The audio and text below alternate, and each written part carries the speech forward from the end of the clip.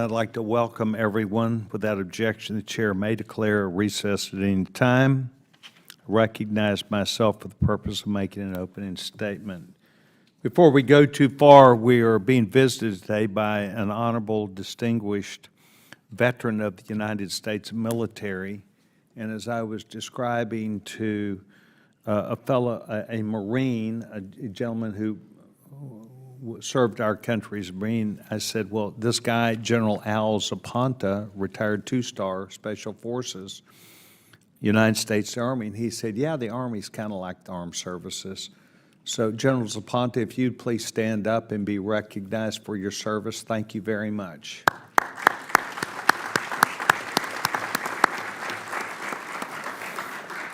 In fairness, if there are others who have served our United States military, if you'd please take time and stand up and let us honor you also. I guess that's me. That would be the great Bill Womack, United States Marine Corps. Today's hearing regards the Postal Service's response to mail theft and crime. Just took a few minutes and met again our guests who are here today to provide us leading-edge ideas about exactly that issue. The Postal Service is charged with delivering mail to every address in our nation 6 days a week. Within that system, there are numerous points where bad actors attempt to steal mail and harm people who work for the United States Postal Service and others. It's common for myself and other members of Congress to hear about mail theft from our constituents. In fact, we hear things most days, one way or another, about frustrations that is related to mail security.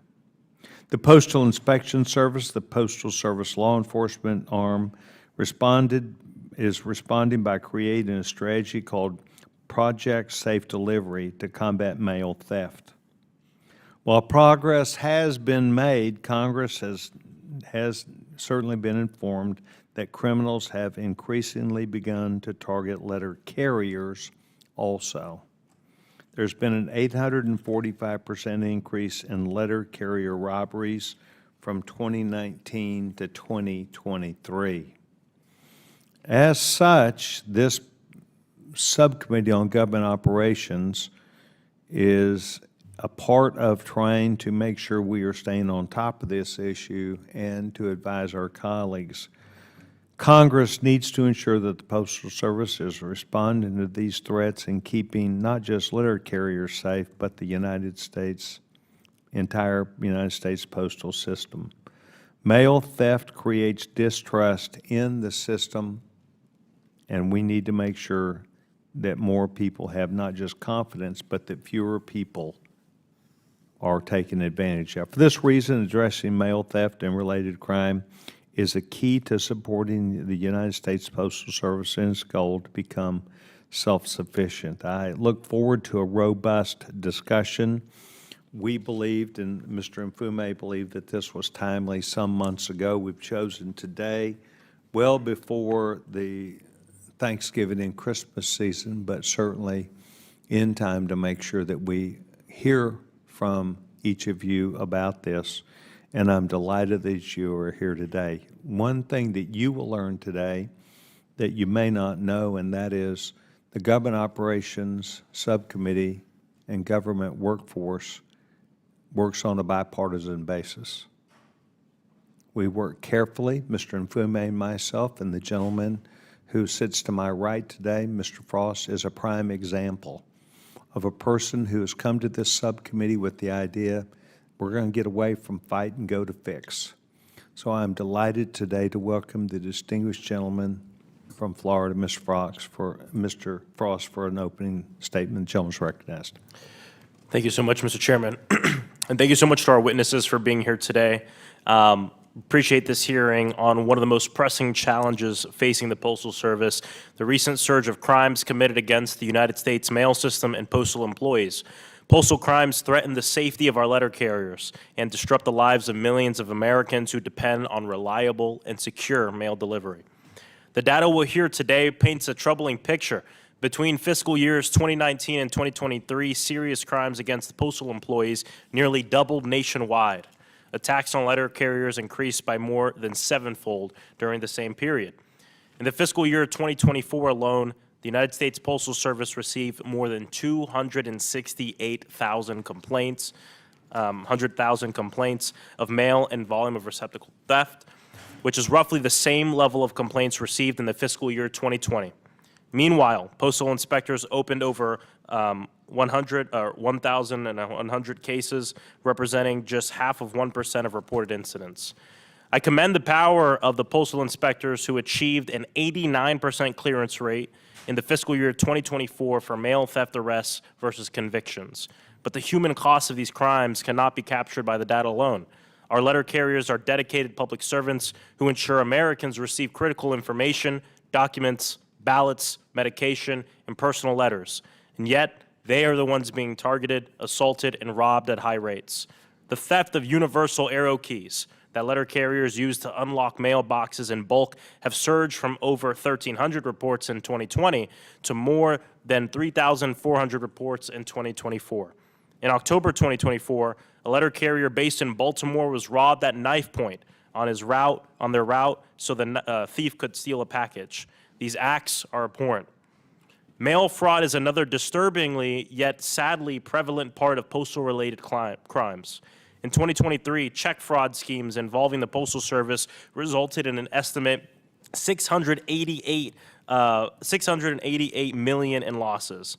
In March 2025, a U.S. district judge sentenced a man in Baltimore for exploiting the Postal Service to engage in elder fraud schemes of more than $700,000.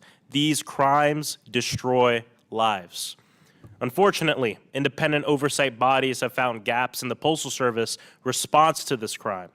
The Postal Service is working to implement their recommendations, but ongoing independent, nonpartisan oversight is critical to ensure continued transparency and accountability. That is why 2 years into the launch of Project Safe Delivery, our Ranking Member Renfroe, led a letter to request that the GAO conduct a review of implementation and results of the initiative. I look forward to reading those findings. The Postal Service has a constitutional mandate and is the lifeline of millions of Americans, particularly in rural communities and hard-to-reach areas. When thieves target our mail system, they attack the foundation of American commerce and communication. It is crucial that the Postal Service has the resources, authority, and strategic direction needed to protect letter carriers, secure the mail, and restore public's trust in the Postal Service. Postal employees deserve a workplace where they can deliver the mail without fear, and the American people deserve a postal system that they can trust. I hope this hearing serves as an important step towards achieving that goal, but we need everyone on board to do so. Thank you, Mr. Chairman. I yield back. Mr. Frost, thank you very much. I appreciate not just your comments, but your highlighting, once again, the importance of today's hearing. I'm pleased to welcome our witnesses for today. Brandon Donahue is an inspector in charge of the United States Postal Inspection Service. Julius Rothstein is Deputy Inspector General at the U.S. Postal Service of Inspector General. Brian Renfroe is the President of the National Association of Letter Carriers. Frank Albergo is the President of the Postal Police Officers Association. And then we have Chief Anthony Holloway, Chief of Police of St. Petersburg, Florida, Police Department. I am delighted that each of you are here today, and while I had an opportunity to come down and welcome you, I think that the role that you're going to play today will be instrumental to every single member of Congress.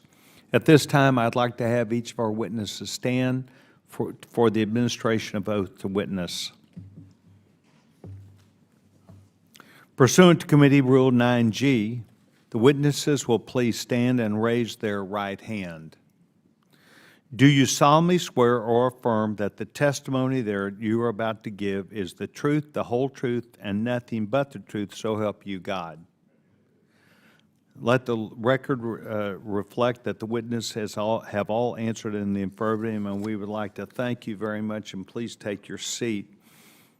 We appreciate your time, your professionalism, and your conduct today to lead this subcommittee towards better answers, not just to understand the facts of the case that we've talked about, but also your professional witness testimony today. Please know that while we ask that you limit your oral statements to 5 minutes, I'd like for you to make sure you make your point. I don't want you to stop in the middle of a sentence. I want you to finish what you're trying to do. Likewise, each of the members here will afford you that same privilege as they're talking with you.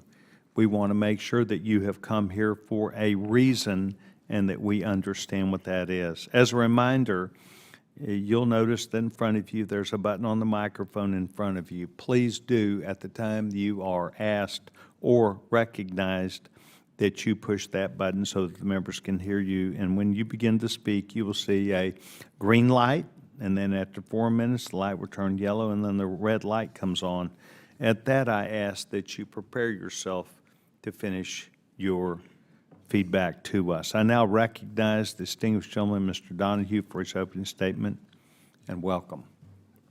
Good afternoon, Chairman Sessions, Ranking Member Mafume, and members of the committee. I appreciate your interest in understanding the U.S. Postal Inspection Service's role in securing our nation's mail and protecting Postal Service employees from harm. My name is Brendan Donahue, and I'm an inspector in charge for the Postal Inspection Service, the law enforcement, crime prevention, and security arm of the United States Postal Service. In my role, I provide executive leadership for domestic, global, and national security. I have proudly served as a postal inspector and a postal employee since 2012, and I was previously a uniformed police officer in Massachusetts. I want to specifically talk about mail theft and letter carrier robberies with you today and the steps that we have taken to mitigate those crimes. Beginning around 2020 and continuing to around 2023, the Postal Service experienced a significant increase in theft from mail receptacles, primarily driven by financial crimes like check fraud.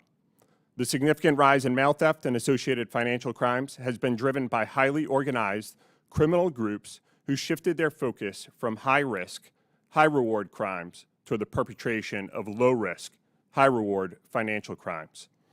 Although there is no single cause for this shift, it is likely due in part first to mass pandemic relief fraud perpetrated during the COVID-19 pandemic. Second, to the proliferation of cyber-enabled techniques that facilitate the perpetration of financial crime. And third, a lax prosecutorial and sentencing climate for property and financial crimes in some U.S. jurisdictions. Prior to 2020, mail theft from mail receptacles, such as blue collection boxes, was primarily perpetrated through forced entry or using phishing devices. We countered that with physical security enhancements to mail receptacles. During the same period these physical security enhancements were implemented, and corresponding with a significant rise in mail theft, the Postal Service began to experience a marked increase in letter carrier robberies. The same organized criminal groups perpetrating mail theft-related financial crimes have also conducted a vast majority of these robberies for postal keys carried by letter carriers. To counter these attacks against our postal employees and to protect our delivery network, we launched Project Safe Delivery, which includes our national strategy to combat mail theft and letter carrier robberies. Since Project Safe Delivery was launched on May 12, 2023, and in fulfillment of our strategy, we have installed more than 23,000 high-security blue collection boxes nationwide, with an additional 16,000 blue collection and relay boxes to be installed shortly. Replaced more than 42,000 antiquated arrow locks with electronic locks, with an additional 55,000 to be installed shortly. Made more than 419 arrests for letter carrier robberies. Made more than 2,700 arrests for mail theft-related crimes. Conducted 16 enforcement surge operations in 10 cities, leading to 68 arrests with more than 1,000 investigative actions. Hired 10 Special Assistant United States Attorneys to prosecute letter carrier robberies, mail theft, and other postal crimes. Partnered with local and state law enforcement agencies, such as the St. Petersburg, Florida Police Department, who is here today, by adding more than 29 state and local law enforcement task force officers to specifically investigate mail theft-related financial crimes and letter carrier robberies, adding to the more than 140 task force officers we already have.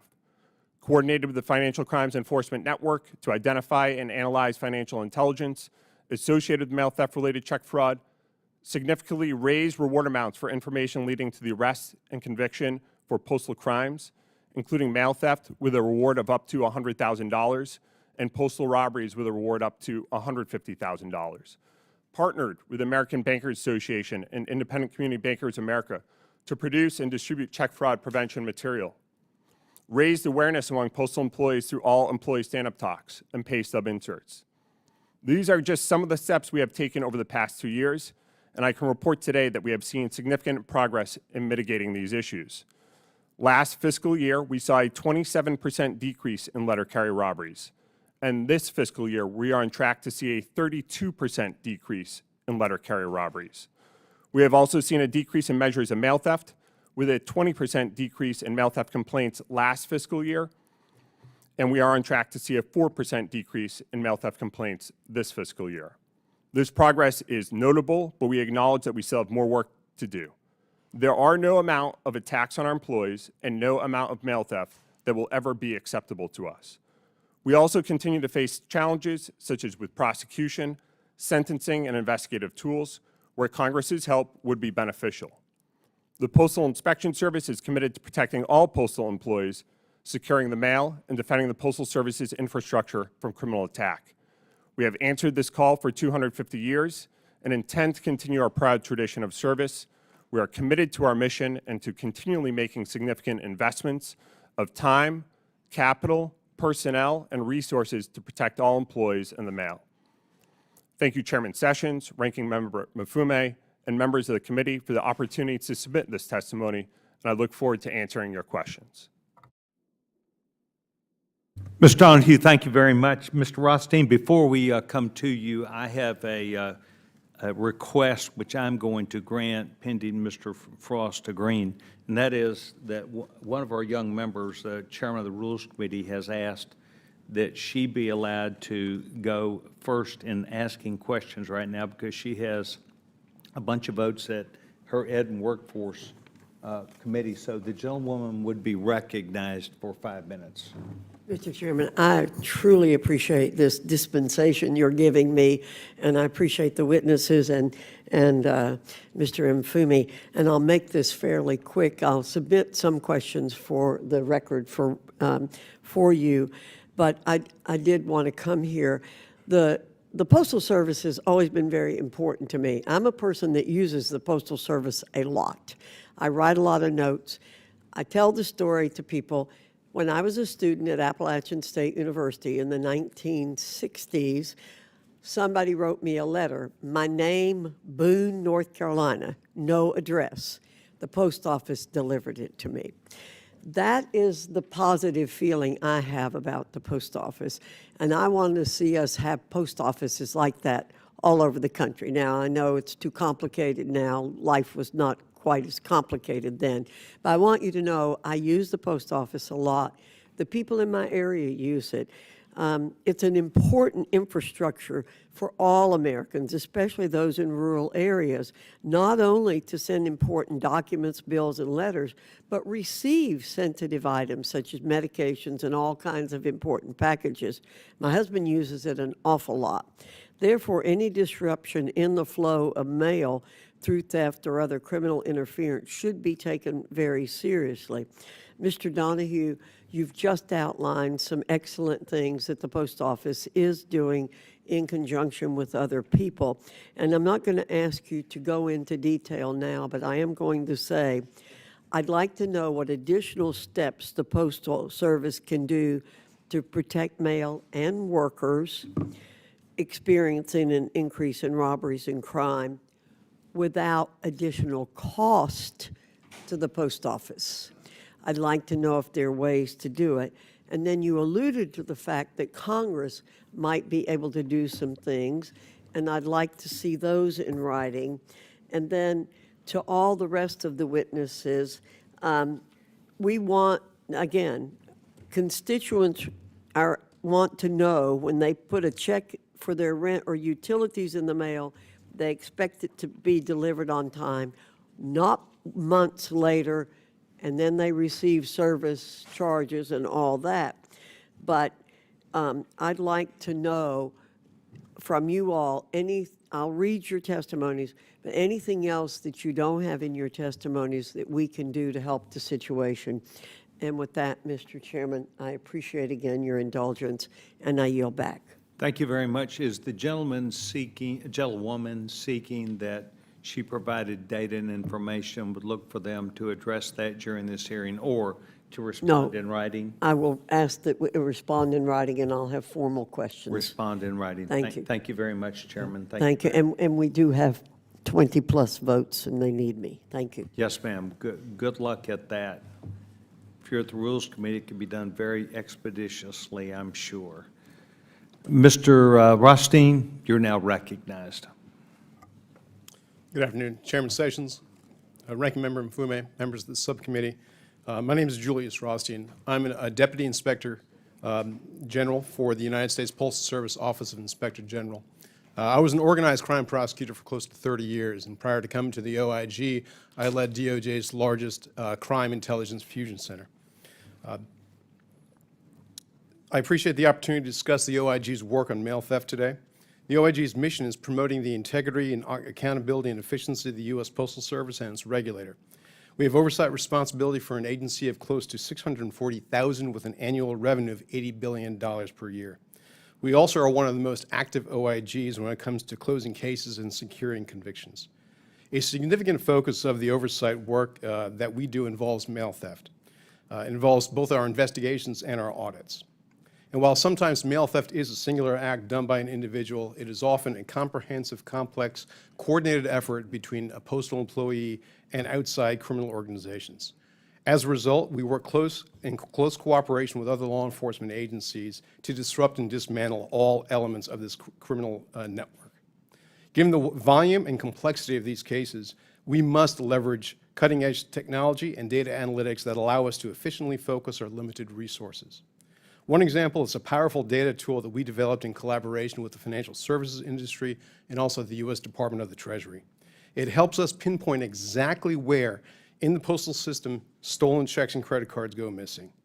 This tool has proven to be invaluable in allowing us to proactively identify mail theft. To date, this tool has identified around $250 million in stolen financial instruments, leading us to open 75 investigations and obtaining more than 35 indictments. Our data analytics support both our audits and our investigations into mail theft. Recently, we used data analytics and audits in targeted hotspots around the country where we saw mail theft increase. We also examined the Postal Service's response to mitigating mail theft, and although we found some positive steps were taken toward that end, there remain opportunities for improvement.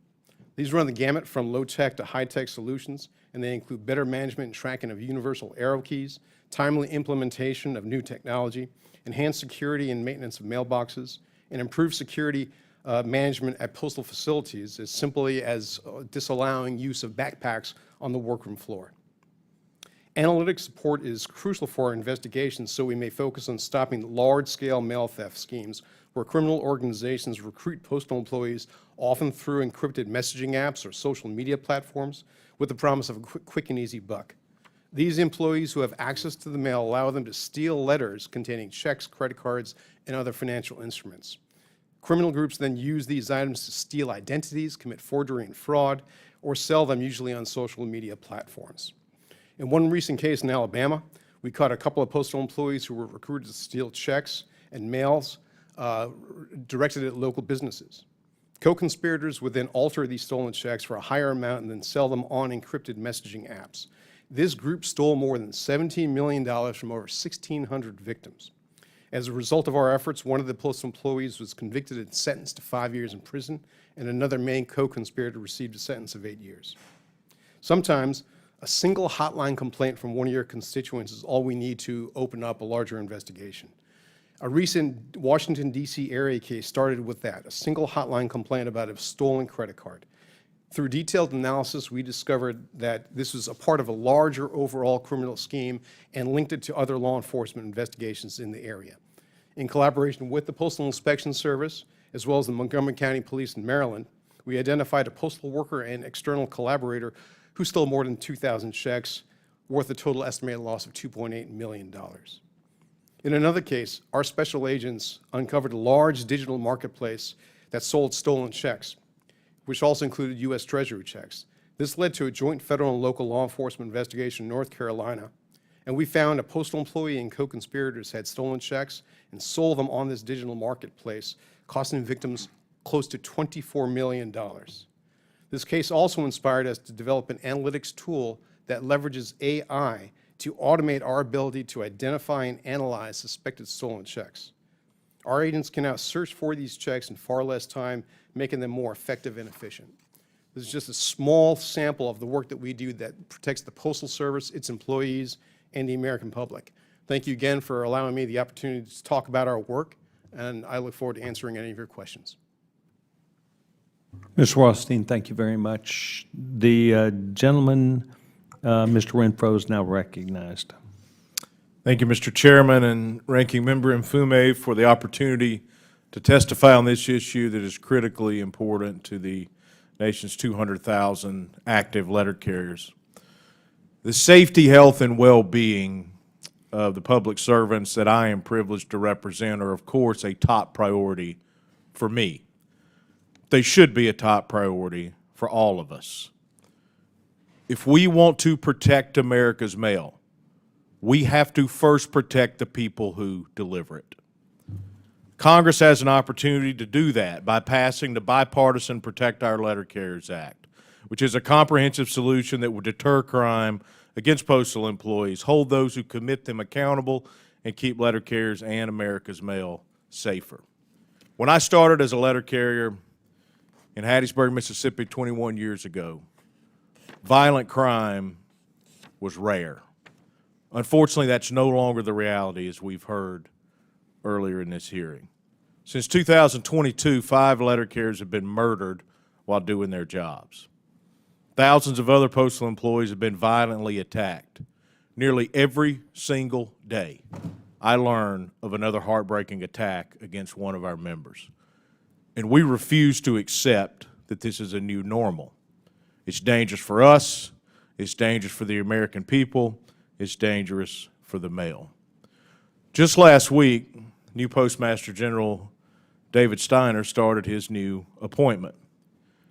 He and other leaders at the Postal Service take this issue seriously, and they have pursued changes to deter these crimes, such as replacing our old lock and key system for accessing mailboxes.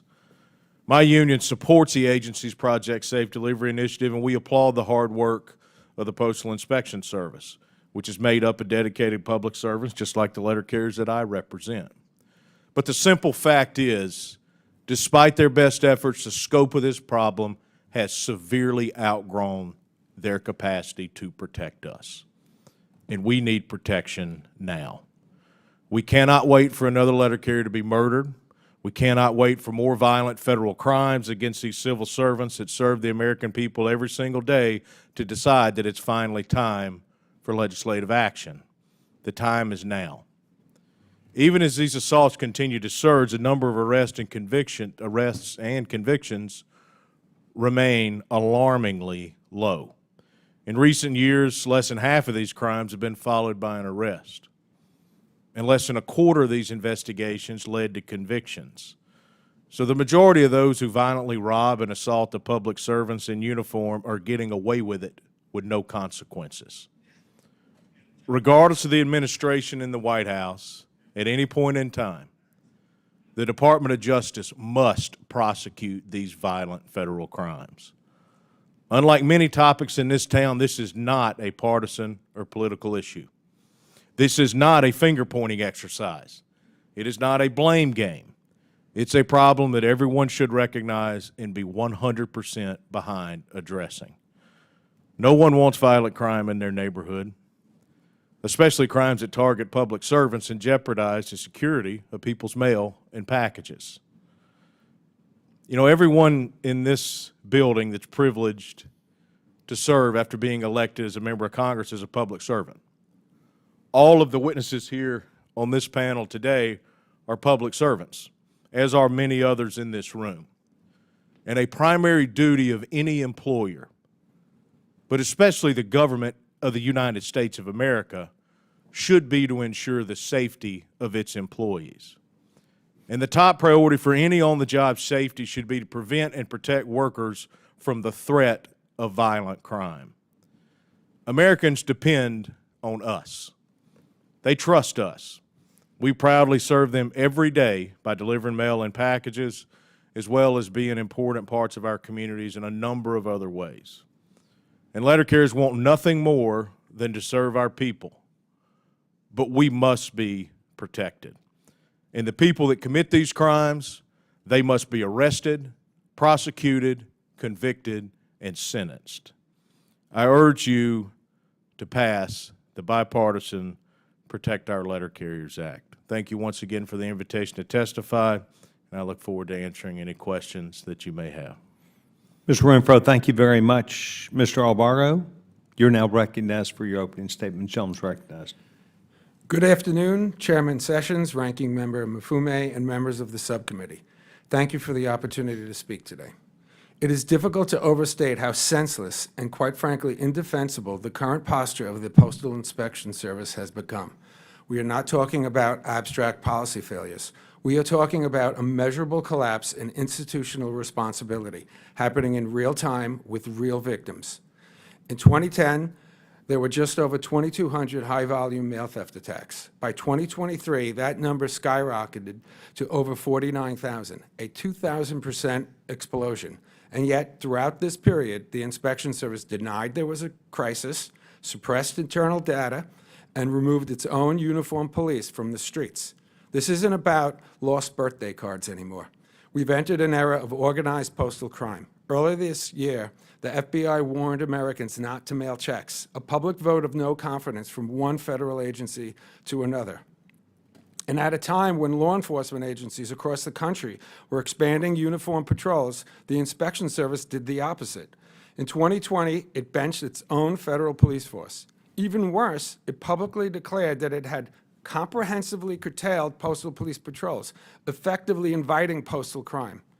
Instead of prevention, the Inspection Service has become reactive, conducting investigations only after the damage is done. But you cannot stop crime with a case file. You stop it with visible police presence. That's what the Postal Police Force did for 50 years. That's what we're still trained and equipped to do. And if anyone says otherwise, they're not being truthful. The Inspection Service's own data confirm that postal police officers are the agency's most effective tool to stop street-level postal crime. I provided the subcommittee with that data, showing sharp declines in mail theft and robberies whenever and wherever postal police are deployed.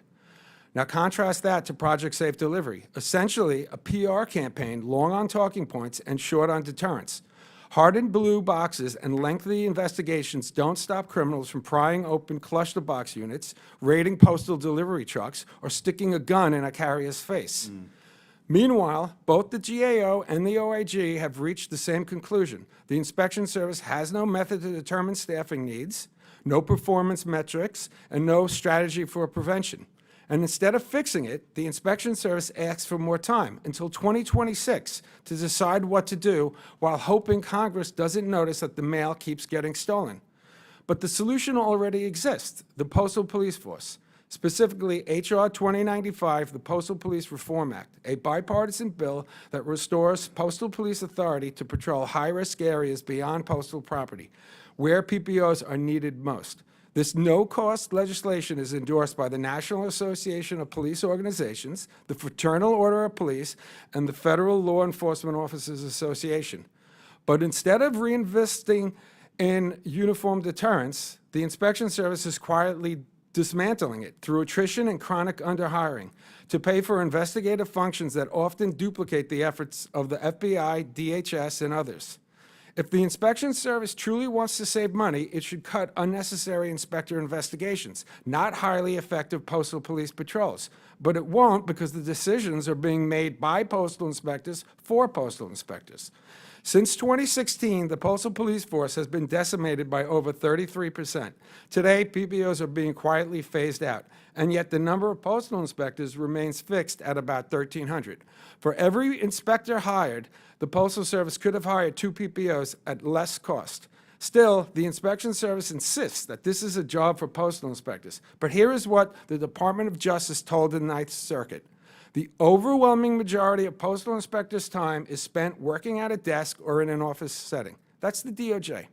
Not patrolling, not intervening, and often claiming credit for arrests made by local police, padding performance metrics without ever leaving their cubicles. That's not law enforcement, that's bureaucracy. We know what works: uniform deterrence, geographic targeting, and data-driven patrols, not drawn-out, costly investigations that rarely lead to arrests or convictions.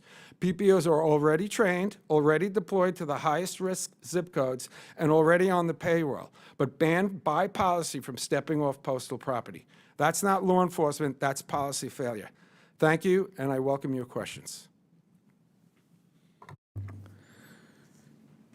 Mr. Albergo, thank you very much. Chief Holloway, welcome. The gentleman's recognized. Thank you, sir. Chairman Session, Ranking Member Mifune, members of the committee. My name is Anthony Holloway. I'm the Chief of Police with the St. Petersburg Police Department with over 39 years of law enforcement experience, 10 years as the police chief with the St. Petersburg Police Department. Prior to that, Clearwater and Somerville, Massachusetts. The city of St. Petersburg is the 5th largest city in Florida with a population over 266,000. The St. Petersburg Police Department has sustained a 2-decade collaboration with United States Postal Inspection Services, initially through our K-9 task force embedded in the Drug Interdiction Unit. In July of 2023, this partnership expanded when United States Postal Inspection Service Tampa Division invited the St. Petersburg Police Department to join its newly formed Financial Crime Task Force to combat the surge in check fraud linked to stolen mail. Detective Daniel Neton was selected on August the 23rd to join this task force as the task force officers to initial upon the completion of United States Postal Inspection Service Task Officer Training Program on February 20th, 2024. Assuming full-time ability to investigate crimes. The detective was assigned to investigate check fraud investigations stemming from intercepted United States postal mail, as well as theft from postal bicycles, vehicles, and facilities within the city limits of St. Petersburg, and any federal crimes across the Tampa Bay area. In June of 2024, his work led to arrest of 2 separate suspects, one who's facing pending federal charges, and this enforcement activity corresponds with the nearly decrease of 50% reduction in reported check fraud crime to the city of St. Petersburg Police Department. In June of 2023 through June of 2024, we had 256 cases. In June of 2024 through June of 2025, we only had 134 cases. In late 2024, the detective spearheaded an investigation into the alleged election mail theft, an inquiry that elevated to the DOJ Public Integrity Unit in Washington, D.C. Federal prosecutors resulted in additional arrests and pending federal charges. With this task officers assigned to this task force, it has taken down the barriers where it allows the officers to work outside the jurisdiction of St. Petersburg, Florida, where the mail is stolen in the city of St. Petersburg, and then the suspect then goes to either another city or another county and then commits the fraud. Prior to this task force, the officers could only take a report number and we could not investigate those crimes. Now, due to the joining this task force, these officers can continue to investigate these crimes, bringing closure not only to the residents, but also to the business owner into the city of St. Petersburg, and also allowing to let these suspects know that we will follow them no matter where they enter. Our main job in the city of St. Petersburg is to make sure not only our citizens are safe, but also anyone that works, play, and visit in our city. For the detective outstanding work, he received a letter of commendation from Tom Sylvester, issuing a commendation on November the 24th, praising his experience and his valuable role working for the Tampa Financial Task Force in Crime. I want to thank you very much for allowing me here to speak today, and I'll answer any questions. Chief, thank you very much. I will first go to the distinguished gentleman, Mr. Mfume, for any questions. His 5 minutes, gentleman's recognized. Thank you very much, Mr. Chairman. Without objection, I'm going to yield out of order to Mr. Frost. Thank him also for developing the opening statement, and yield back to you right now. Thank you so much. Thank you, Mr. Chairman. The U.S. Postal Service Investigation Service has reportedly joined an investigative task force to help the President, Stephen Miller, and Kristi Noem's Department of Homeland Security carry out mass deportation efforts against immigrants. In April, USPIS officers reportedly participated in an immigration raid where more than 100 immigrants were detained in a Colorado nightclub. Only 2 of the people arrested had outstanding warrants.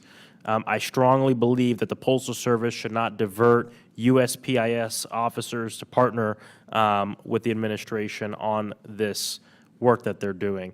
My Democratic colleagues and I on this committee recently sent a letter to both the Postal Service and USPIS demanding transparency on the reported coordination with DHS as it targets people for detention and deportation. We haven't heard back, so hoping to have some questions answered here.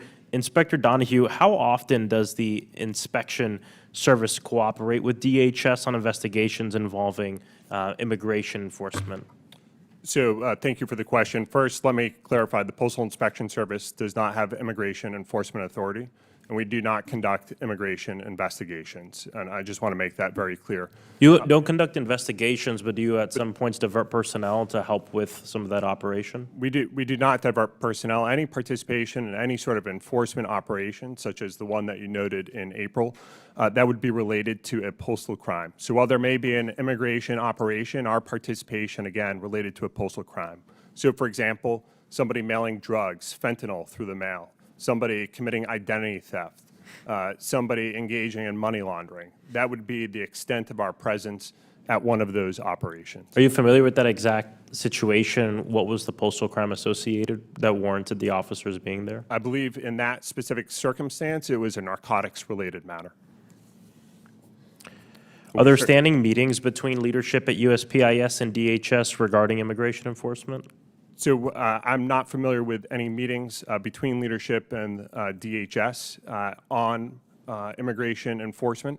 We certainly have met with DHS and FBI and other counterparts relative to the Homeland Security task forces, but we regularly participate in those types of task forces, again, specific to postal-related crime. So those involving the sending of drugs through the mail, the money laundering, those targeting cartels, those engaged in human trafficking where the mail may be used to facilitate that, again, such as with money laundering. That would be our extent of participation in those task forces. Again, not related to immigration enforcement. How many USPIS personnel have been assigned to such cases thus far? Can you provide some clarity to me when you say? Cases where DHS is involved because there's an immigration matter, but there was also some sort of postal issue going on as well. So I'm not sure at this time, but my team behind me can take that question back and we'll provide a written response. Thank you. Are there any ongoing agreements that oblige y'all to cooperate with any of this? I'm not aware of any agreements that are in place that would oblige us to cooperate if you're speaking relative to any sort of immigration matter. What happens to inspectors' regular work of combating mail crime if they're assigned to cases that have to do with immigration enforcement? So I'm not aware of us, again, working any of those cases. We do not have immigration enforcement authority. We do not conduct immigration investigations. Our investigations, again, are focused on those postal crimes. That's where our expertise is, and I expect that is where it will continue to be long into the future. We've seen reports of DHS and ICE that they've reportedly broken the law, violated constitutional rights of citizens, non-citizens, detained veterans, different things like this. As it relates to cases where USPIS officers are engaged with DHS, is there any kind of guidance that you all are giving your inspectors when it comes to working with DHS? So our guidance would be our existing policies that we follow, that the Postal Inspection Service has, that guides the work that we do in addition to following the law and the Constitution and what we do every single day with investigations that we conduct, regardless of who those investigations are, whether at the federal, state, or local level. Thank you so much, and look forward to a response on some of the numbers we spoke about. Thank you, Mr. Chairman. I yield back. Gentleman yields back his time. Distinguished gentleman, the young chairman, Mr. Palmer. Thank you, Mr. Chairman. We've seen a spike in mail theft and postal-related crime. Is there a particular reason why we're seeing that? Mr. Donahue? I believe so. There are a number of reasons. First, as I referred to in my oral testimony and then also in my written testimony, we have seen a shift from criminal activity, from what would be considered high-risk, high-reward crimes, such as drug trafficking, to those organizations engaging in low-risk, high-reward financial crimes. And that is really what motivates individuals to commit mail theft. They are seeking to steal the mail, to perpetrate financial crimes, and that has driven activity. Also, online forums and marketplaces where whether it's stolen checks, postal keys can be easily sold, and also the use of encrypted messaging that makes it more difficult for law enforcement to be able to intercept those communications and to be able to conduct its investigations. All of those things, I believe, have helped to add to this atmosphere where criminals believe it's permissive to commit these crimes. And I think also there's a significant issue when it comes to deterrence and being able to deter these. Again, in my oral written testimony, I spoke to some of the prosecutorial challenges we have, but then also some of the challenges that we have with sentencing. Well, let me ask you. Yes, sir. I want to go a little bit deeper into this, a little different direction. So based on your answer there, are they seeking to get personal identification information from the mail? And if they're doing that, are they transferring that, selling that information to international organizations? I mean, is that where we're seeing the uptick? So I believe the uptick is what I mentioned before, specific to the theft of financial instruments. But certainly we see the theft of mail to perpetrate identity theft, the theft of personal identifying information. Do you see international groups involved in that? We certainly do see international groups in a lot of investigations that we conduct, both involving mail theft, financial crimes, and others. We saw during the COVID pandemic an enormous amount of theft in regard to unemployment, bonus compensation, and other compensation.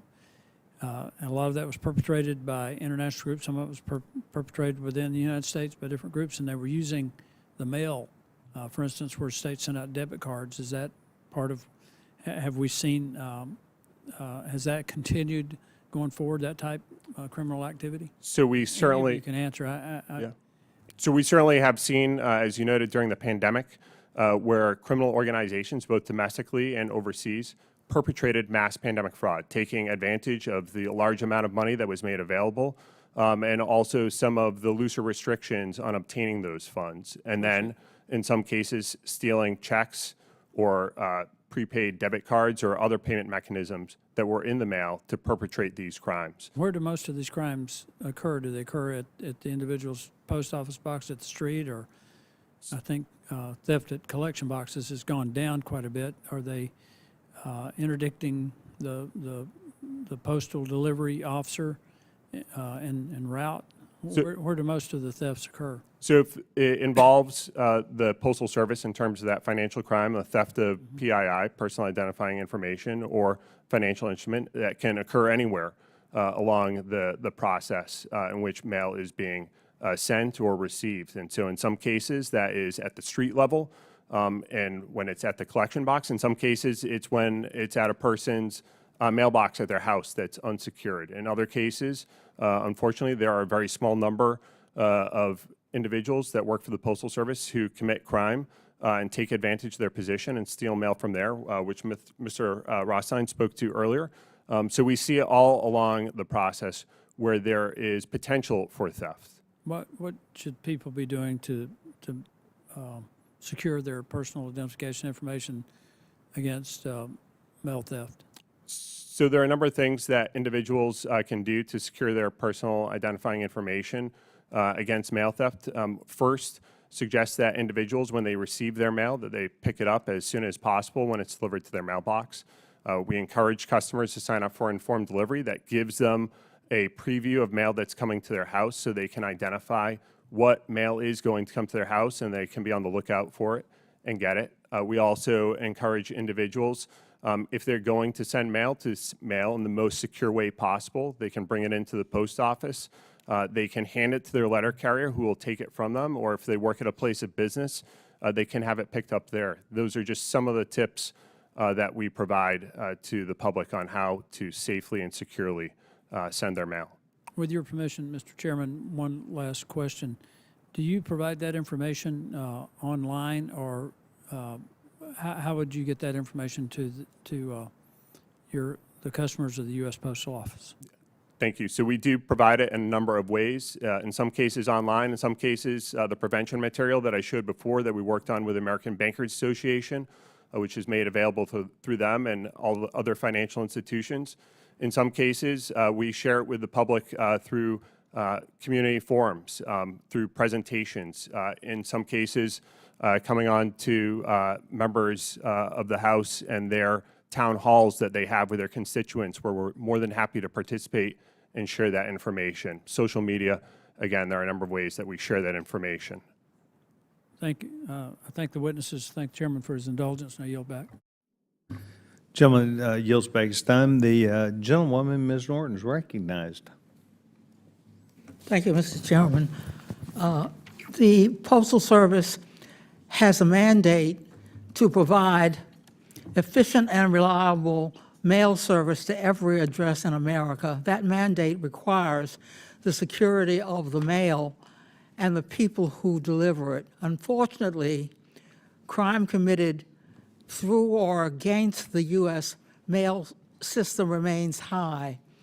The Postal Service must maintain strong prevention and enforcement activities to stop this crime. Historically, postal police officers defended employees, customers, and property against the clock 7 days a week, wherever there was email.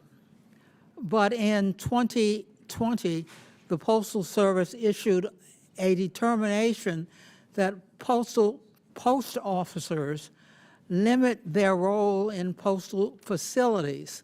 Today, the Postal Service employs 450 postal police officers that guard postal facilities across the country.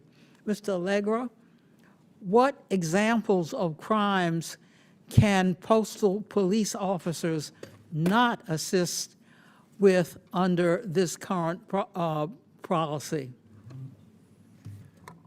So under current policy, if a postal police officer is traveling from one post office to another, and we witness mail theft in progress, if we witness a letter carrier being attacked, we are told to stand down.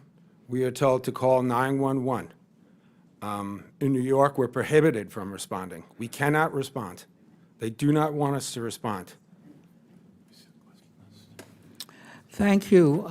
The Government Accountability Office issued a report in 2024 that found that the Postal Inspection Service improperly documented, and here I quote, the processes for determining how many law enforcement workers it needs across its divisions to respond to serious crime, end quote.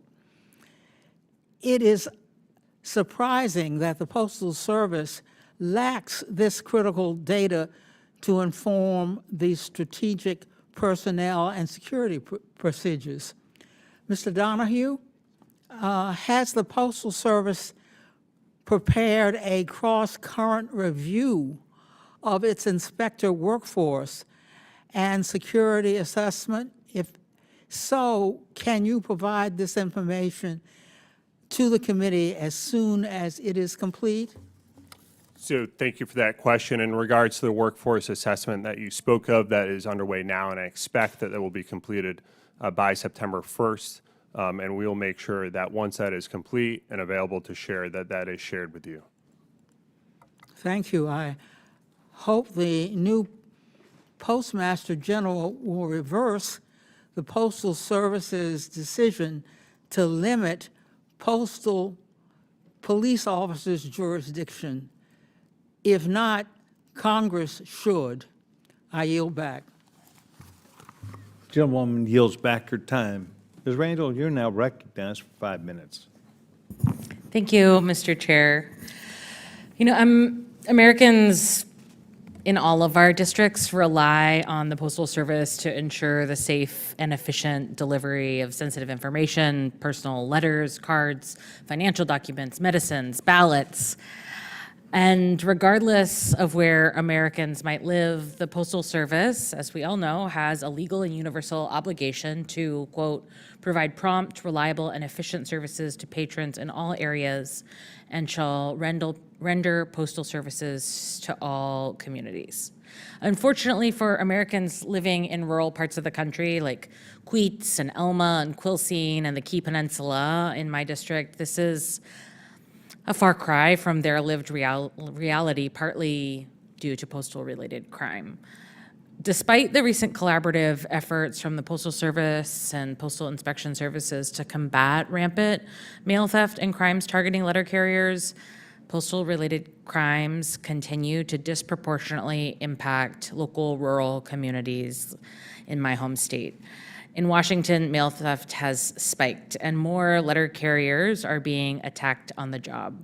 Since last December, West Seattle has reported multiple cases of mail stolen directly from delivery trucks. In Spanaway, a carrier was robbed at gunpoint for his arrow key, which, as you know, is the universal key that unlocks mailboxes and clustering mailboxes.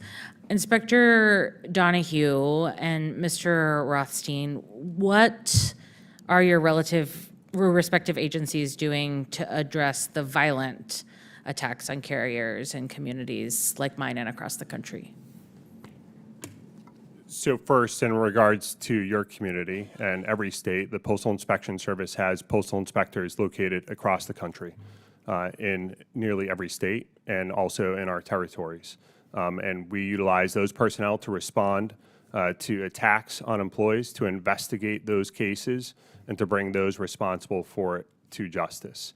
And especially when there is an attack, we prioritize those cases and ensure that they are thoroughly investigated.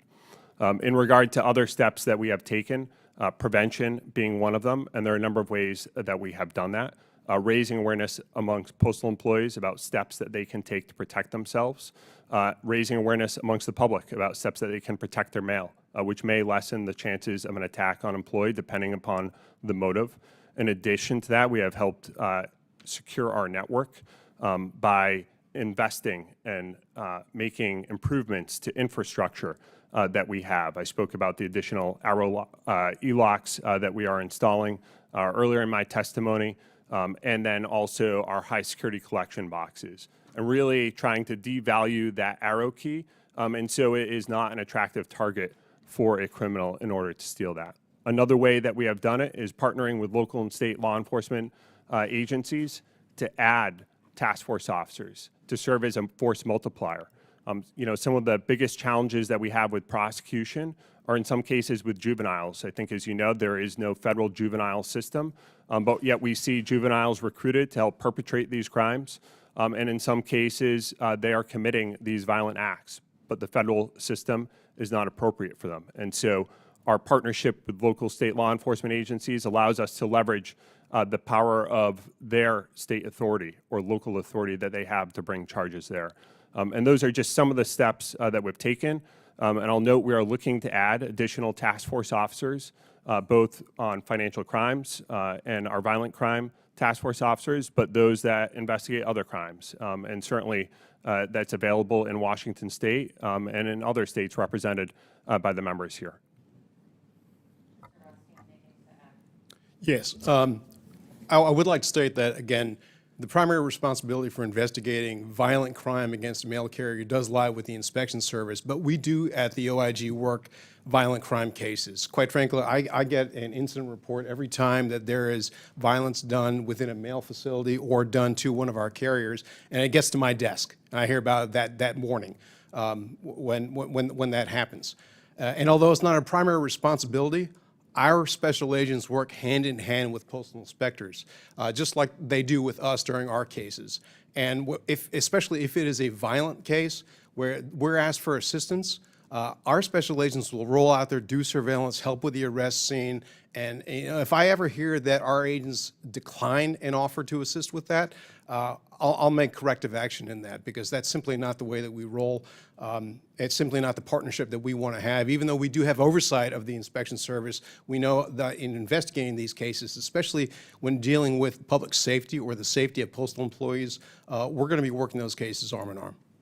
Thank you so much. Thank you, Mr. Chair. Gentlewoman yields back her time. The gentleman, Mr. Mfume, the ranking member, my dear friend, you're recognized.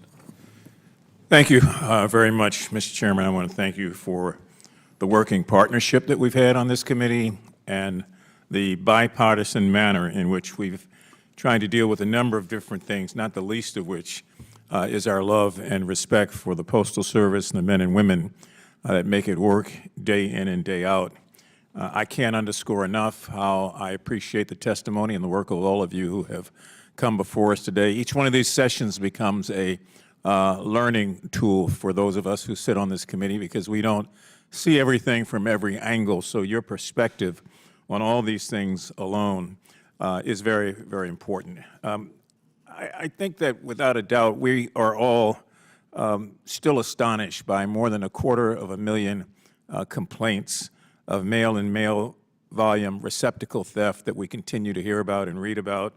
The Postal Service, as has been said, and as we all know, has a constitutional mandate. It is, in fact, a lifeline for millions and millions of Americans, particularly in rural communities, and those people who cannot fight and stand up for themselves, but who rely day in and day out on a basic service that has been so much part and parcel of the fabric of our nation, going all the way back to Benjamin Franklin.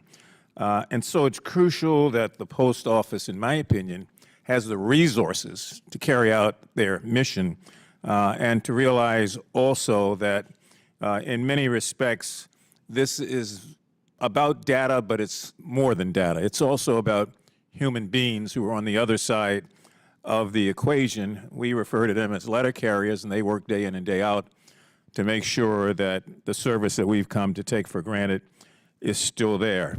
What we find challenging is the rate of devilish interception and the rate of interception that comes from thieves, and this criminal mindset that if you put up 2 fences, we want to find a way to scale a third one. It's trying to get in front of those persons and getting in front of that criminal mind that's a real challenge, not just in this matter, but in all matters. So the more you can work to do that, I think it's clear that the more it's appreciated by a lot of us. And I've listened, and I'm, this whole issue of Project Safe Delivery, I don't want to undercount it. I think it's important. The progress that's being made there is important. I commend the Inspector Generals. Your work is a tough job, day in and day out. But we've got to find a way, I think, Mr. Chairman, to make sure that as we use cutting-edge technology and as we work to improve data analysis so that we can reduce, if not to some extent, try to eliminate much of this problem is important. I can't help but to go back again to letter carriers and what they are faced with in the street. In my own district in Baltimore, we continue to get reports of assaults and attempted assaults on letter carriers. I sometimes will get out of my car and talk with 1 or 2 of them just for them to feel comfortable enough to give me a straightforward feel of what they see every day, what they feel in their heart, what their ideas are on how we can find a way to get a handle on this. And it's an amazing kind of testimony. So when we here on this committee try to deal with this issue openly and objectively in a nonpartisan way, we really have to be open to every suggestion. Suggestions on the data side, suggestions on the human side that hopefully will move us forward. Mail fraud and all that it has brought about is disturbing. I can't begin to tell you that. I listened to the gentlewoman from North Carolina talk about what her experience was back in the 1960s. So many people have positive experiences with the Postal Service. The Postal Service rating among Americans has been high for such a long time, and it's because the Postal Service is a part of the family. That's how people look at things. So when I, Mr. Albergo, listened to your testimony, I am reminded of that testimony that I heard from you and from many of your men. In fact, a year ago, or 2 years ago, they presented me with their badge. They said, take this, put it in your desk. Don't ever forget that the Postal Police are out here and that we're out here to service you and to service the country. I just think we've got to create, Mr. Chairman, a way to give the police clear lines of demarcation so we will know what they can do, what they can't do, and what we expect them to do and how we're going to support them. So I would ask all of you, what's the number one thing we could do? I'm sure that's to provide the necessary resources. But above and beyond that, I just want to thank you all for your service. I want to pledge the commitment of this side of the aisle as the chairman and I work together on these issues to try to move a Congress, which is really stratified these days and dug in on different sides of the fence. We try to find that slither in the middle where most people are, which is where you're governed from. Not the far left or the far right, but the middle. And people expect us to be able, in that middle, to move along in such a way that we create progress. So I'm sure this is not going to be the last time that we see some of you before the committee. I would strongly urge, outside of your written testimony, if there are new things that develop over the course of the next couple of months, that you transmit them to the chairman and myself so they can also take those into consideration. And where there needs to be clarity on news reports sometimes that are a little ambitious, to say the least, that you provide us with what the actual facts were and are. With that, Mr. Chairman, I would yield back the balance of my time. Thank you again. It's been a good working partnership, and I yield. Mr. Mfume, thank you very much. The chance to hear your comments about the workability of this subcommittee, I hope is important to anyone who is listening, because when we do work together, I think we achieve so much more. I would ask unanimous consent that a statement provided by the National Association of Postal Supervisors be into the record. Mr. Chuck Muldor, who is in attendance today with Mr. Levy, and I welcome both of you. Without objection, that'll be entered into the record.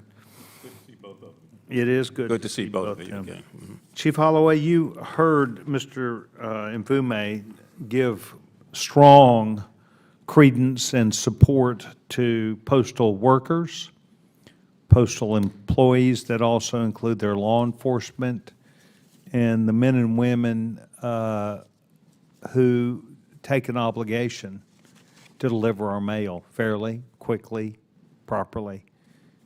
Sometimes we, and I think it's the reason why you were included on here, at least the reason why I included you, was we also count on our local partners. And you represent, by being a chief in Florida of a large department, you recognize that we just don't have enough postal police officers, inspector generals, and those postal inspectors to be looking out everywhere, every time. Talk to us about a reasonableness issue related to the way you see it, about your officers, your command, your use of your force in support of crimes that may be committed against people, including the United States Postal Service. Thank you very much, Chairman, for that question. Yeah, I'm sorry, sir. Is your microphone on? It is, sir. Okay, I need to turn my hearing aid up. I don't have one, but I'll pay attention here. Thank you, sir. Thank you again, sir. Thank you for the question. In the city of St. Petersburg, we have over 602 officers, and our partnership with the United States Postal Inspector Services works quite well because it gives us that added tool that we need to help enforce the crime that are in our community. Again, as I said earlier statement, it breaks down some of the walls to give the investigators the ability to go throughout the county, throughout the state, to follow these criminals no matter where they are. Our main primary goal is to make sure that the citizens in the city of St. Petersburg are safe at all time, and the people that work there, our mail carriers. So when there is an issue, that we want to be working hand in hand with the inspectional services to make sure that we can address that. I can tell you, I only can speak for the Tampa Bay region, that when something does happen, that the inspectors and the local law enforcement officers are working hand in hand together to figure out how we're going to, one, make sure that the mail person is safe, and also make sure the community is safe. The biggest thing that we see early, like I said earlier, is that the victims, when their checks or when their credit cards are stolen from them, there was no follow-up, because it happens in one jurisdiction and the suspect will go to another jurisdiction, and those two local law enforcement agencies are only going to handle the crime that occurred in their city. Whereas working with our federal partners, it allows us the opportunity to go across those barriers so we can bring not only those suspects into custody, but also to bring these victims what they need, closure, because even though the money is put back into their accounts, they're still a victim of identity theft, and they still have to live through that. So that's our job, is to make sure that we continue to bring closure to those victims, and also make sure we get these suspects in custody. Very nice. So you are stretched also for your resources. I'm very fortunate, Chair, that my mayor, my city council, whatever we need, we're able to get those resources available to us. Again, I only can speak for my city and my law enforcement. Could we use more law enforcement officers out there? Of course we can. But at the same time, when we have an issue, we have the right resources that we can bring to those issues that are needed. So I heard you say, without you saying it, that you believe that if there's a crime perpetrated against someone, a male, some sort of a male crime, that you would, in fact, go and initiate, write a report, and then do you then refer that, generally speaking, to the postal inspectors, or what is your process, or do you even know what that might be? No, sir, because we have a detective assigned now to the Postal Inspector Service, so we have a task force officer. So he is available now, and he can investigate those crimes, where before we were part of his task force, it would just sit there, it would just be a report number waiting for someone to look at it. Now with us joining this task force 18 months ago, we're now actively working these cases each and every day. So when a case is reported to the St. Petersburg Police Department, we actively look into it, and we use our partners at the post office to make sure we can continue these investigations. Without putting words into your mouth, because you have this association that is a strong working relationship, is there, generally speaking, a time of the year that you believe your officers would be reminded, and there would be a higher level of understanding to be looking for mail crimes, postal crimes to occur, to where, because you do have that relationship, it helps your officers to spot and solve these matters? It does. By that detective assigned to the task force, when he sees something, he can report it back to our intelligence units, and we can put a bolo out so those zone officers or even our surveillance team will know where to go, so they can provide protection for those mail carriers when we see an issue that we need to address, or that we get information that we're looking for certain suspects, that we can also be able to follow those suspects to make sure there's no harm caused to our mail carriers in the city of St. Petersburg. It is refreshing for me to hear that you care about them as you do any other citizen, and thank you very much. Mr. Rothstein or Mr. Donahue, do you have an understanding about maybe the success that might be turned about, and I'm going to use the wrong term, but there was a term, maybe notice of delivery?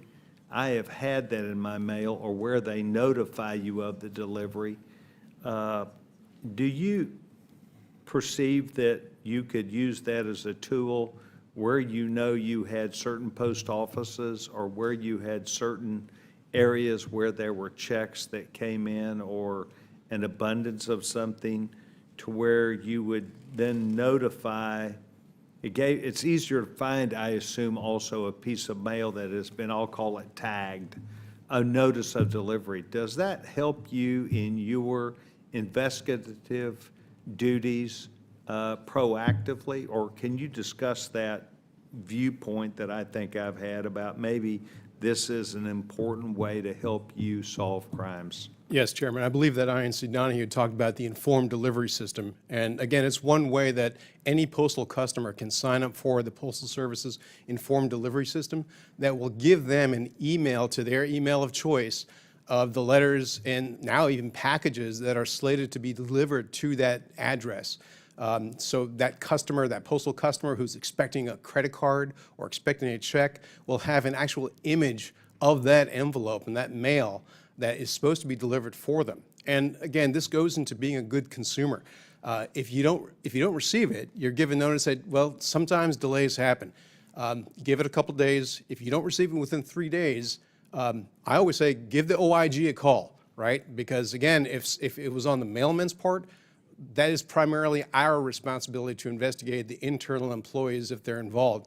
Go to our hotline, file a complaint, give our OIG a call, and we do use data for that. I know that the ranking member talked about data and the difference. Yes, there's the difference between victims of violent crime as well as looking at the data.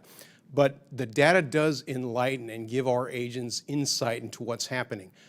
If you're familiar with military threat attack doctrine or cybercrime, there's a term called 0 day, and that is the time of realization of that vulnerability when it's either a cyber attack or a military attack. The 0 day when it comes time to financial crime is the realization that your accounts have been compromised. A check has been stolen, someone has withdrawn amounts or charged to your credit card or created another credit card in your name. That happens, unfortunately, so much later because sometimes consumers are either not very, again, vigilant in checking their credit card statements and check statements, or they're just simply unaware fraud has happened.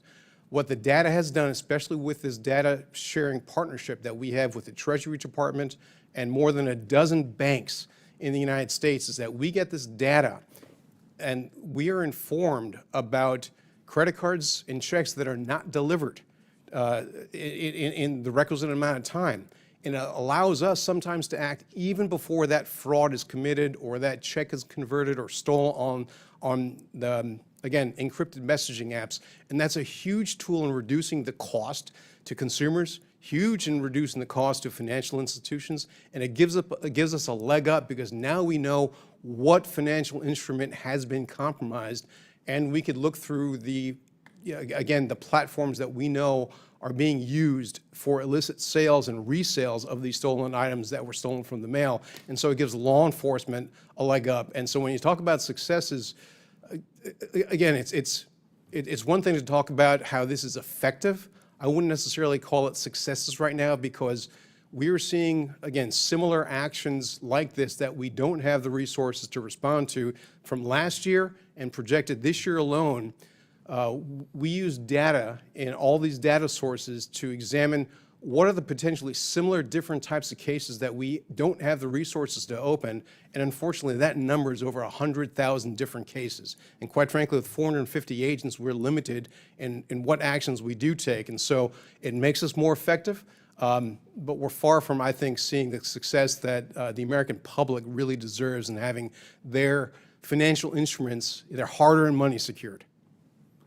I think that what you've said is not just a positive attribute of the system, but shows its flexibility with the ability to proactively contact customers to let them know, offer services, and do those things. One of the things which I regularly try and do is I try and give tips or feedback to people, whether it be about Medicare, Medicaid, Social Security. I really need to include something about this informed delivery. And while I've been a part of it in the past, I did not know how I got it. It showed up. I became aware of it. I think it was a positive thing. But I definitely think that someone that is looking for something that has been talked about, not just Mr. Frost, not just Virginia Fox, not just Miss Randall, but valuables that I'm looking for something as opposed to something showing up. I think that that would be a hot tip that I would be pleased to notify my people. Lastly, the issue of cluster boxes. Cluster boxes have created within the congressional district that I represent in largely new areas, large areas where maybe a new homeowners association was formed or a new housing project came in. Does anybody have any advice about something that they've learned about how to better secure them, data and information that might be a tip to a consumer? Any one of you? So in regard to cluster boxes and securing them, I think one of the most important things that somebody's a resident of a neighborhood that has a cluster box, if there is damage to it, either if it's due to purposeful damage or if it is inadvertent damage, that they report that so that that can be repaired. I see so often where cluster box units and even in apartment buildings, those apartment mailbox panels, they become damaged and then they become potential targets for theft and go unreported. And so to the extent that it can be shared with the public to report those instances when it's damaged, to do so. And that also affords us and the Postal Service the ability to determine whether or not potentially that cluster box unit was broken into and if it was purposeful or if there was some other reason for it. And so it also affords us the opportunity to work with the homeowners association to get it repaired. Good. Mr. Mfume, I would offer, if you have any other questions, while being here, I have found this most instructive. It is a question that you and I and probably every member deals with one way or another. Sometimes frustration, sometimes achievement, but I will tell you that one thing that you and I know, and that is the men and women by and large, vastly across this service, are devoted to not only their job, but also think of themselves as being public servants also. And I think that that is a high standard that speaks volume about each and every one of you. Chief, you would fit in there also, though not with the Postal Service, but in service. Let me follow up on this matter of cluster boxes and arrow keys. It seems like it's all I've been talking about the last 5 years. Is it correct to assume that if I rob you and I'm able to evade the postal police and I go to a cluster box and take this universal key and put it in, it will open all of my access to all of the mailboxes? Is that correct? Is there a code that has to precede that? No, but, so the arrow lock and key system that we've had for many years that we still utilize today in most of the country, if you get your hands on that key, you can open anything at minimum within that zip code, sometimes far beyond that. Collection boxes, cluster boxes, it's one of the reasons that a very, very important piece of this solution is an effort that the Postal Service has already undertaken, and that is to replace them with an electronic alternative. We've done testing in the past.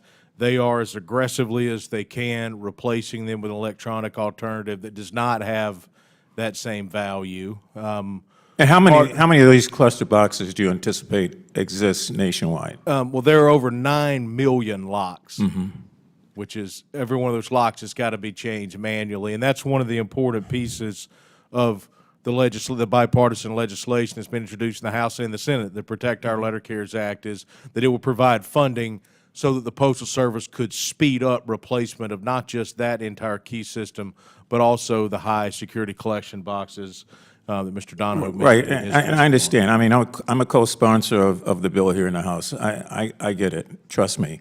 I'm just trying to figure out how in the hell did we get in a situation where we created an entry system for 9 million or how many millions there are out there of boxes where there's going to be valuables, checks, personal information, medicine that people are waiting for. How did we get to that?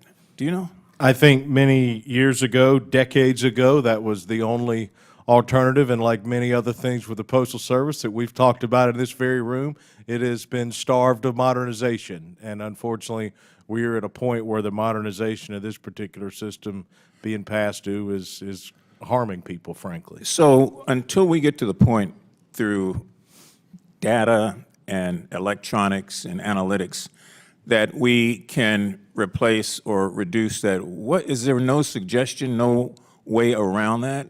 I mean, we can't put a postal police officer at every cluster box. And so we know that this rate of crime continues to go up. Are there suggestions that any of you have that about what we can do in the interim, knowing where we're trying to go with this? In the interim, what can take place to reduce some of the pain and a great deal of the loss that's out there every day? Well, when we know a arrow key is stolen and we know the same blue collection boxes are being hit over and over again, the same cluster boxes are being hit over and over again, and you have trained postal police officers, it might be a good idea to actually deploy those postal police officers to protect those boxes that are being infiltrated. Well, Mr. Albergo, it seems to me that the previous postmaster reduced the authority of postal police and on many occasions said that their jurisdiction was not applicable here, there, or somewhere else. And the Congress did not, in my opinion, do all they could to provide the resources. So you're understaffed. You're in a situation where we've got a new postmaster. There's previous precedent where the outgoing or long-gone postmaster has said postal police should not go here, they should not go there, they should not do this, and we're going to provide less money. So I guess I don't want to tell you what your testimony is here, but I'd like to know what you would suggest to this body before we conclude this hearing on how do we find a way to increase jurisdiction and at the same time increase the ability to bring on more. Well, the enabling statute that gives postal police their authority is ambiguous. So the Postal Service can interpret that statute any way they want. They made a policy choice to bench the postal police force during a postal crime wave. I mean, it was misguided. They are saying, you know, I mean, what are they supposed to say at this point? It was really stupid. I mean, that's not what they're going to say. So they're looking for excuses when you know, and who's suffering? I mean, when they hardened those blue collection boxes, it just displaced the crime. It put a target on letter carriers' backs, and carriers started getting robbed. And while that was happening, the inspection service, you know, it wasn't actually their choice. It was postal legal that made the decision. They grounded the postal police. And not only did they ground us, when media asked why, they said, well, postal police don't have any jurisdictional authority. And, you know, most people don't differentiate postal police from the Postal Inspection Service. So the Postal Service was actually saying the inspection service, well, this is what people were hearing. The inspection service doesn't have authority to arrest mail thieves. So it was a criminal free-for-all. Yeah, yeah. That it was. Mr. Chairman, I yield back. Thank you, Mr. Albergo. Thank you very much. This now ends the hearing portion of this, and I would defer to Mr. Mfume if he would choose to give a closing statement, and then I plan to. Now, I really don't have much more to say. I think the witnesses can see my frustration. I can see their frustration. We all have different roles in trying to figure this out. And I think we all feel a great deal of empathy for victims across this country who are expecting medicine or valuables or checks in the mail only to find out that they don't get them. And then, of course, the people who are delivering them are under threat of being robbed, shot, stabbed, or killed. Maybe we ought to conclude on my side with that, Mr. Chairman. I want to thank them again and thank you, and certainly yield back for whatever statement you might have. Mr. Mfume, thank you very much. I hope that the witnesses who are before us today recognize that as you drew questions from members, there still is a wide variance of people who have comments about the Postal Service. is my hope that you heard us say today that we have confidence in you, that we do know that the cost of the stamp and the cost of the Postal Service and the work that is being done, the day-to-day work that is done not only by these letter carriers but the mail people is one that goes on and on and on, and they're expected to and do deliver, and many times in overtime and circumstances that are not beautiful. We have circumstances like the floods that we had in Texas, where those rural letter carriers, in most of the instances that I am thinking of now, but also others in the service, where the post office bends over backwards to accommodate communities and people and hold mail and try and do the extra work that it would mean to someone who might be in stress, someone who might be searching to find a loved one who perhaps they cannot find now or have not been found, would recognize the need that family has to gain confidence of getting their mail. I could just go through 100 circumstances that could happen: freezes, tornadoes, crisis that families have, and the post office is embedded in much of those same types of circumstances. And when I deal with the post office, I find that they want to bend over backwards to help people. So on behalf of this subcommittee, which is has the jurisdiction for the Postal Service, I want you to know that Mr. Mfume and I have great confidence in what you've done today. You helped us to prepare ourselves as we think about the future, and perhaps more importantly, to know that Mr. Mfume and I appreciate and respect you and the people you represent in the Postal Service. Now we'll move to the end. With that, and without any objection, all members have 5 legislative days within which to submit material and additional written questions for the witnesses, and they will be forwarded to the witnesses from the subcommittee. If there's no further business without objection, the subcommittee stands adjourned.